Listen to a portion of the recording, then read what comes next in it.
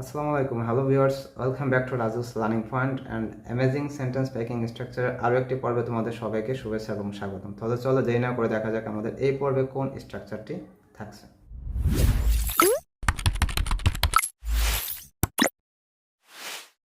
Dear viewers, আমরা অনেক সময় বলি না যে আমি ইংরেজিতে দক্ষ, বা তারা গণিতে দক্ষ, সে ক্রিকেট খেলতে দক্ষ, বা সে দ্রুত দৌড়াতে দক্ষ।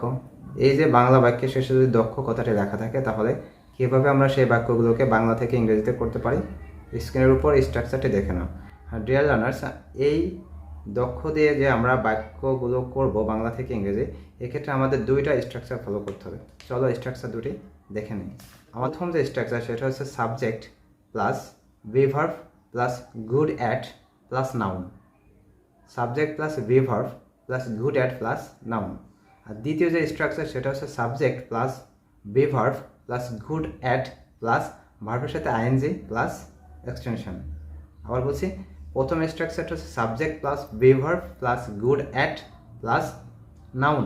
আর দ্বিতীয় স্ট্রাকচারটা হচ্ছে subject plus be verb plus good at plus ভার্বের সাথে আইএনজি প্লাস আমি ইংরেজিতে দক্ষ।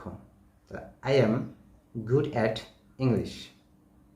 আমি যদি বলি আমি ইংরেজিতে কথা বলতে দক্ষ, তখন হবে I am good at speaking in English. তারা গণিতে দক্ষ, they are good at mathematics. তারা গণিতে দক্ষ, they are good at mathematics. তুমি ফটোগ্রাফিতে দক্ষ, you are good at photography. You are good at photography. Rony cricket খেলায় দক্ষ, Rony is good at playing cricket. Rony is good at playing cricket. সে রান্নায় দক্ষ, সে রান্নায় দক্ষ, she is good at cooking.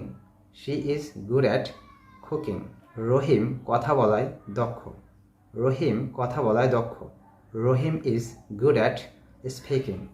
Rahim is good at speaking. Sumon দ্রুত দৌড়াতে দক্ষ, Sumon is good at running fast. Sumon is good at running fast. সে ইংরেজি শেখাতে দক্ষ, সে ইংরেজি শেখাতে দক্ষ, he is good at teaching English. He is good at teaching English. Okay my dear learners, তাহলে আমরা এই স্ট্রাকচার থেকে কি শিখলাম যে বাংলা বাক্যের শেষে যদি দক্ষ কথাটি লেখা থাকে, তাহলে কীভাবে আমরা সেই বাংলা বাক্যকে ইংরেজিতে করব। এক্ষেত্রে আমাদের দুইটি স্ট্রাকচার ফলো করতে হবে। একটা হচ্ছে subject plus be verb plus good at, এরপরে সরাসরি নাউন বসে যাবে। আর একটা স্ট্রাকচারটা হচ্ছে subject plus be verb plus good at, এরপরে ভার্ব, তারপরে ভার্বের সাথে আইএনজি যোগ করতে হবে। ওকে মাই ডিয়ার লার্নার্স, তাহলে দেখা হবে তোমাদের সাথে পরবর্তী পর্বে অন্য কোনো স্ট্রাকচার নিয়ে। ততক্ষণ পর্যন্ত ভালো থাকো, সুস্থ থাকো, আল্লাহ হাফেজ।